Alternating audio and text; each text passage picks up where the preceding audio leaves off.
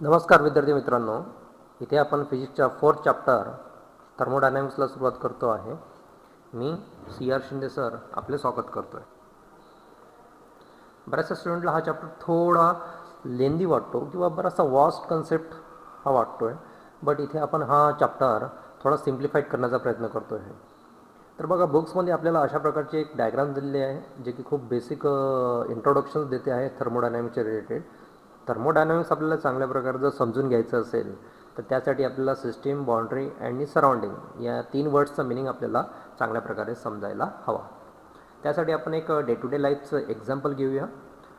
बघा, ग्लास आहे आणि ग्लासमध्ये अशा प्रकारे इथे वॉटर इन्सर्ट केलेलं आपल्याला दिसते आहे.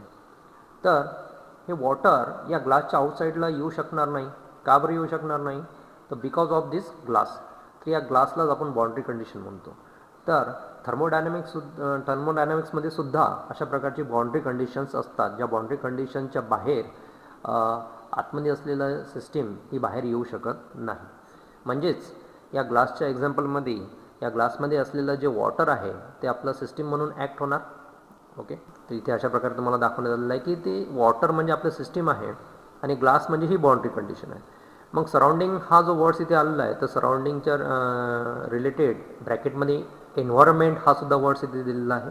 म्हणजेच आजूबाजूला तुम्हाला जे काही एन्व्हायरमेंट दिसतंय तर ते एन्व्हायरमेंटला आपण काय म्हणणार आहोत? सराउंडिंग.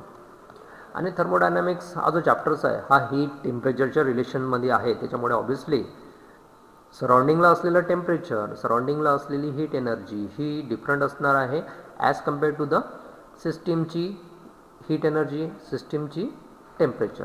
ओके, त्यामुळेच आपल्याला ह्या 3 वर्ड्सचा प्रॉपर मिनिंग माहीत असणे गरजेचं आहे. तर इथे लक्षात ठेवायचं आहे, बाउंड्रीच्या बाहेर तुमचं सिस्टीम कधीही येऊ शकणार नाही आहे. ओके, आणि बाउंड्रीच्या सराउंडिंगला तुम्हाला जे काही दिसतंय त्याला आपण एन्व्हायरमेंट म्हणणार आहोत किंवा सराउंडिंग म्हणणार आहोत. आणि एक लक्षात ठेवायचं आहे की सिस्टीम ही सॉलिड, लिक्विड, गॅसियस कोणत्याही स्टेटमध्ये असू शकतं. मग इथे हा तुम्ही गॅस म्हणून सुद्धा यूज करू शकता. अदरवाईज इथे जसं आपण वॉटर यूज केलं ॲज अ सिस्टीम, तर इथे लिक्विड फॉर्ममध्ये सुद्धा आपण सिस्टीम म्हणून यूज करू शकतो. मग आपल्या बुक्समध्ये बऱ्याचशा सिलेंडर, पिस्टन अशा प्रकारच्या डायग्राम्स आपल्याला बघायला मिळतात. तर या डायग्राम्समध्ये सुद्धा सेम कन्सेप्ट यूज केलेला आहे. इथे बघा, हा जो पोर्शन तुम्हाला दिसतो तर या पोर्शनला आपण म्हणतो पिस्टन. ओके, आणि इथे एक सिलेंडर शेपमध्ये आपल्याला जो कन्सेप्ट दिसतोय तर त्याला आपण सिलेंडर असं म्हणणार आहोत. तर बघा, हा अशा प्रकारे यू शेपमध्ये दिसतोय तर हा तुमचा झाला सिलेंडर. आणि या पिस्टन आणि सिलेंडरच्या आतमध्ये जे काही इथे फिजिकल क्वांटिटी मटेरियल यूज केलेलं असणार आहे त्याला आपण सिस्टीम असं इंडिकेट करणार आहोत. तर मोस्ट ऑफ द केसेसमध्ये थर्मोडायनॅमिक्स आपण जेव्हा स्टडी करतो तर इथे आपण गॅस यूज करतो. ओके, म्हणजेच इथे पिस्टन हे वरच्या बाजूने आणि बाकीच्या 3 बाजूने सराउंडिंग वॉल म्हणजे ज्याला आपण सिलेंडर असं म्हणू शकतो. तर या सिलेंडर आणि पिस्टन यांना आपण बाउंड्री असं म्हणू शकणार. ओके, आता या सिलेंडरच्या बाजूला जे काही एन्व्हायरमेंट आहे त्यालाच आपण काय म्हणणार आहोत? तर त्याला आपण सराउंडिंग्स असं म्हणणार आहोत. तर ॲक्च्युली सिलेंडर हा असा राऊंड शेप सिलेंडर असतो अशा प्रकारे. ओके, मी इथे थोडं डायग्राम्स काढून बघतो. माझं ड्रॉइंग इतकं छान नाही आहे तरीसुद्धा मी इथे प्रयत्न करतो आहे. आणि त्याच आकाराचा अशा प्रकारे एक पिस्टनसुद्धा आपल्याला इथे मेन्शन केलेला असतो आणि त्या पिस्टनला एक रॉड असतो. मग हा रॉड कशासाठी असेल? तर हा रॉड पिस्टनला अप किंवा डाऊन मुवमेंट करण्यासाठी तिथे आपण यूज करत असतो. तर अशा प्रकारे हा जो पोर्शन आहे हा पिस्टन आहे.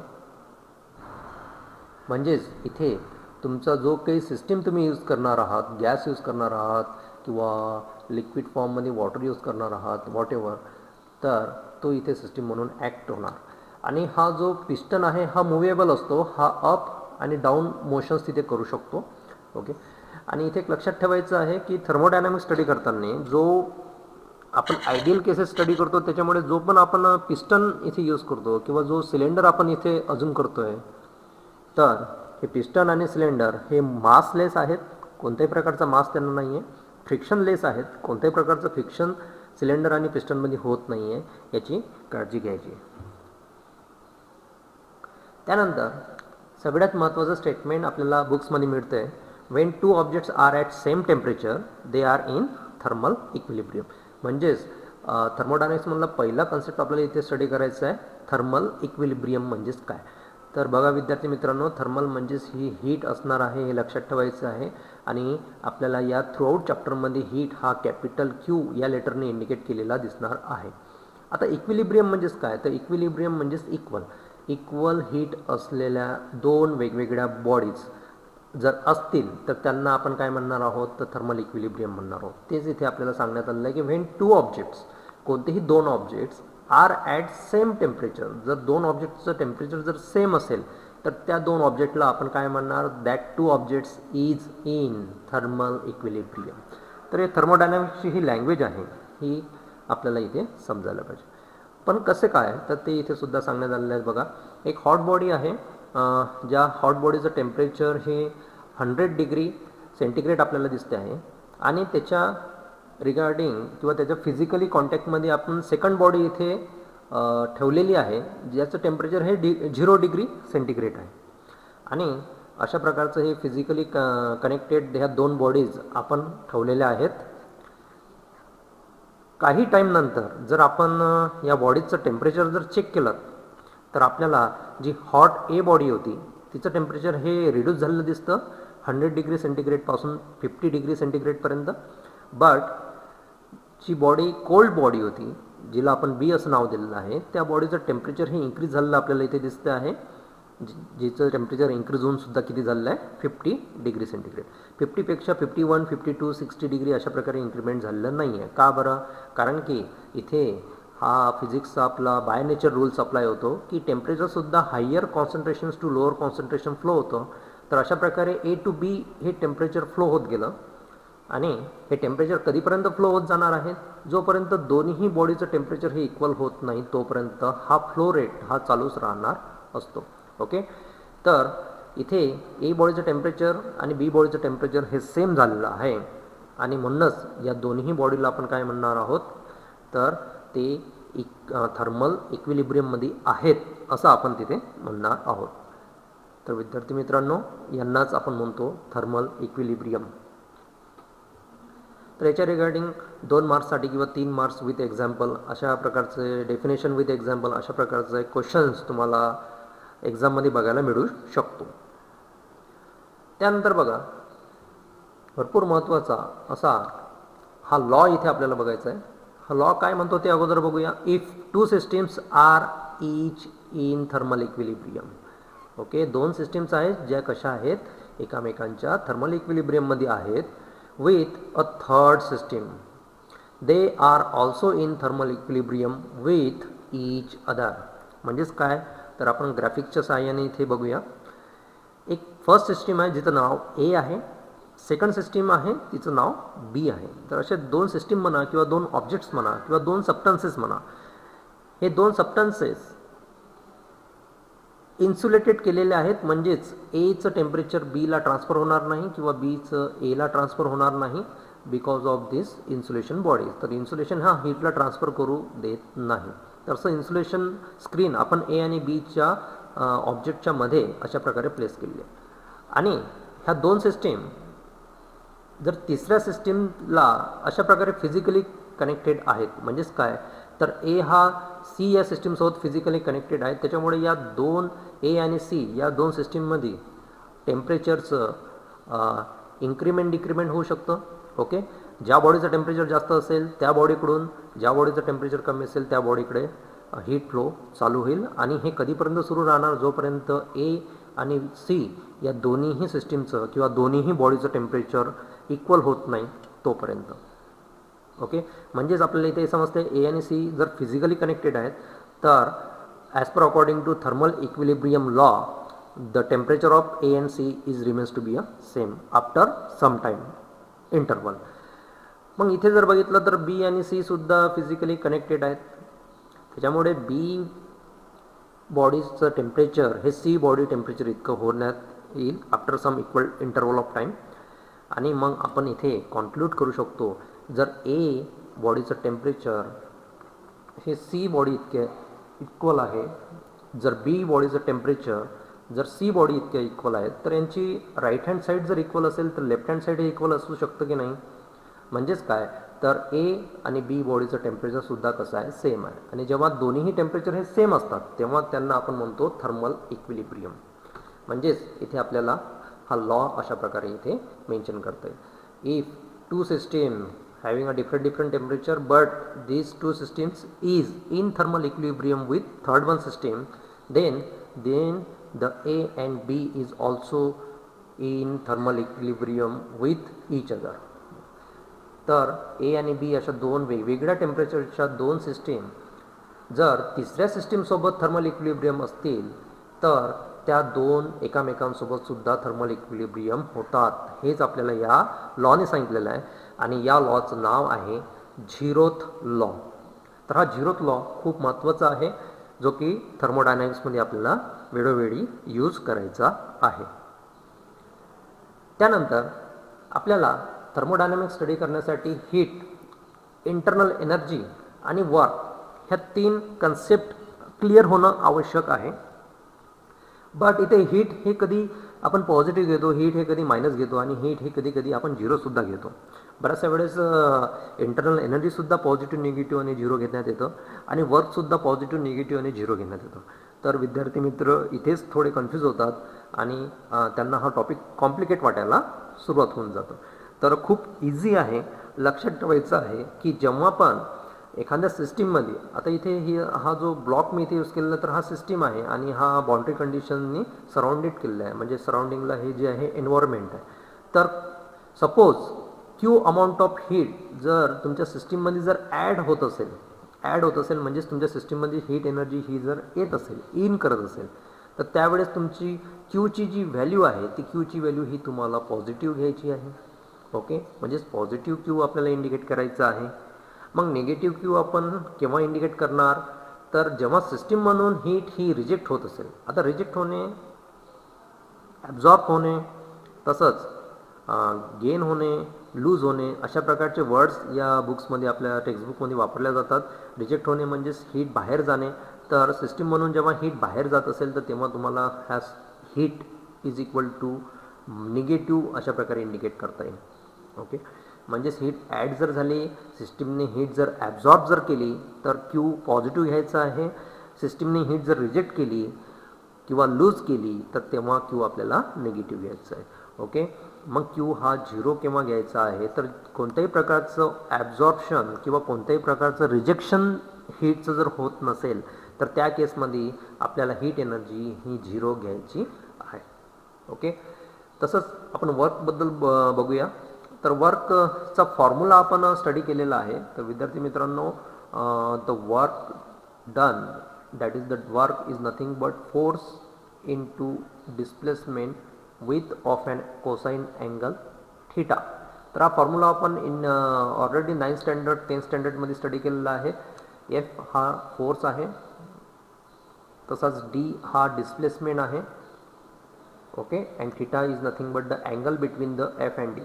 ओके, तर अशा प्रकारे आपल्याला लक्षात ठेवता येईल.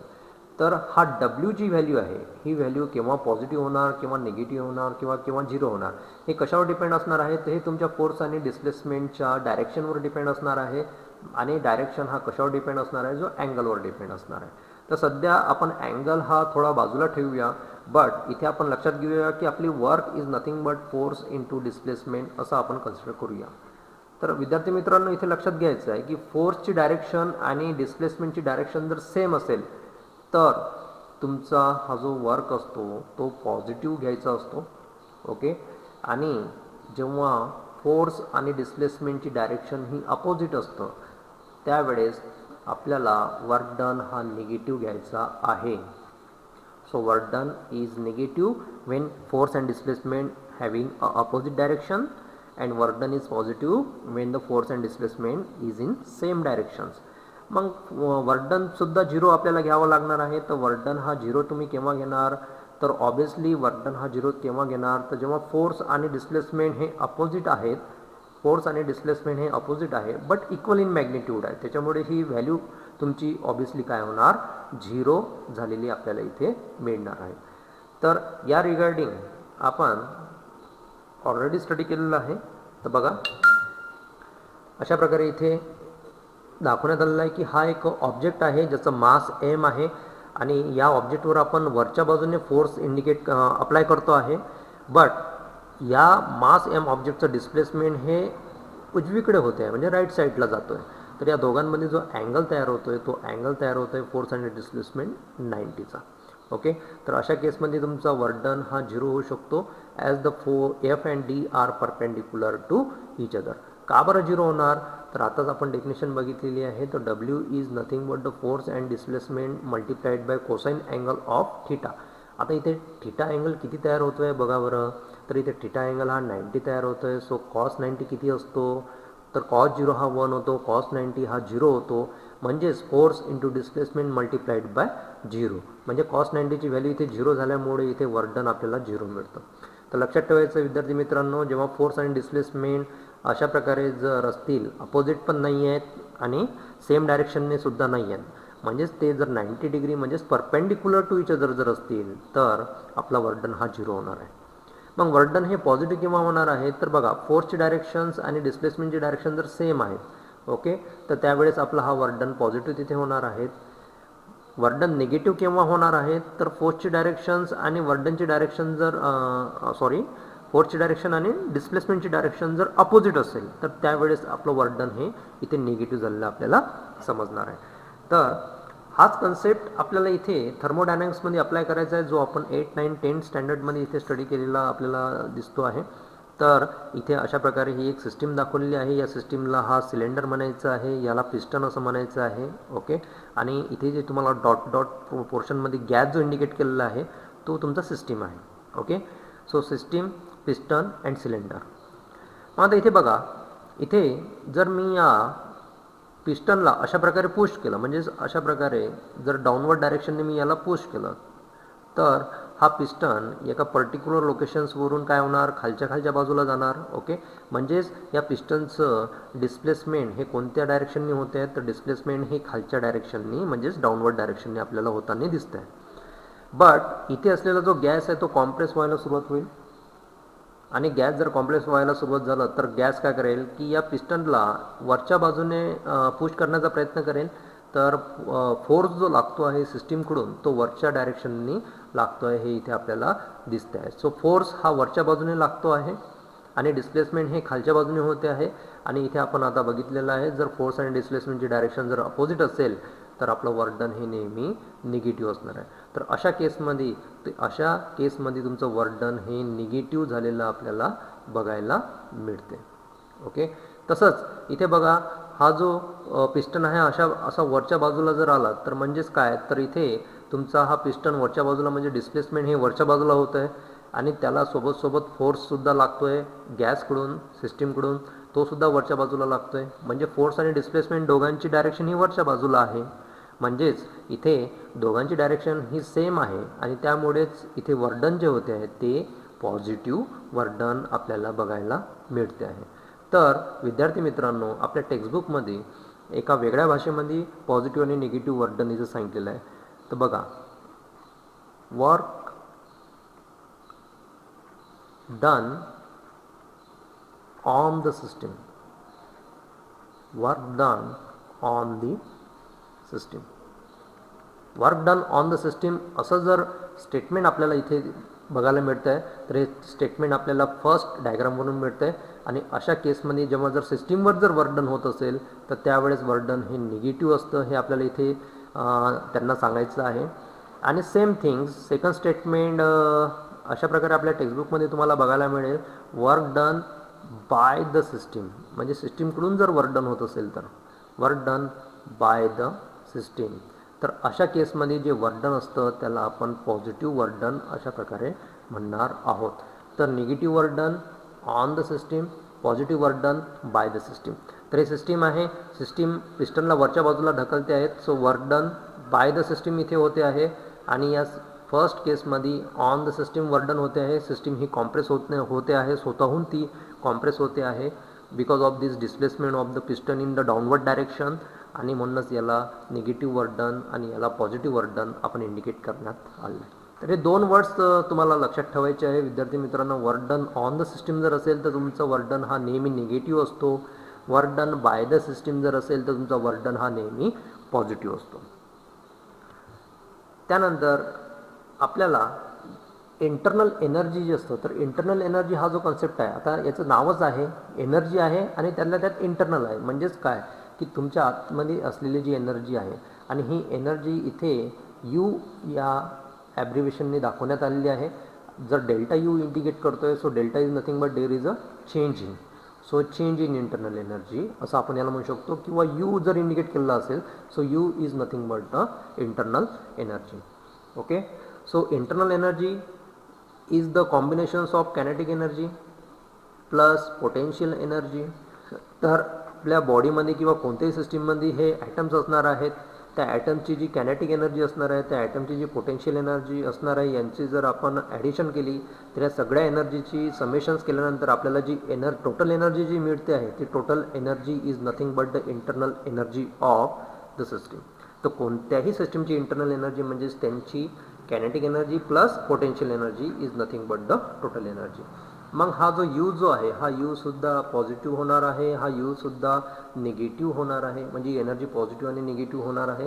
तसंच ही इंटरनल एनर्जी झिरोसुद्धा होणार आहे.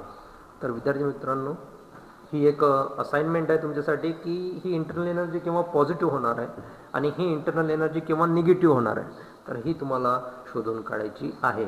जर का तुम्हाला इथे हीट आणि वर्कच्या रिलेटेड जर समजलेलं असेल तर की हीट ही तुमची पॉझिटिव्ह केव्हा होतं आणि हीट ही तुमची वर्क हे तुमचं केव्हा पॉझिटिव्ह आणि निगेटिव्ह होतं, त्या रिगार्डिंग